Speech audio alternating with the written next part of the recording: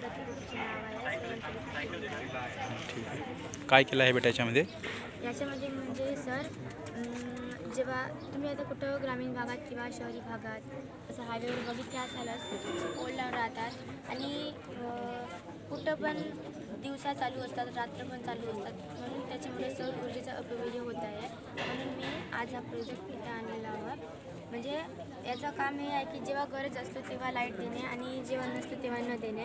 म्हणजे हे जे LDR लावणं आहे इथं, LDRवर जेव्हा रात्र झाल्यावर अंधार पडतो तेव्हा लाईट आपोआप चालू होतात आणि जेव्हा दिवसा प्रकाश पडतो तेव्हा ऑफ होतात आणि रात्री ऑन होतात.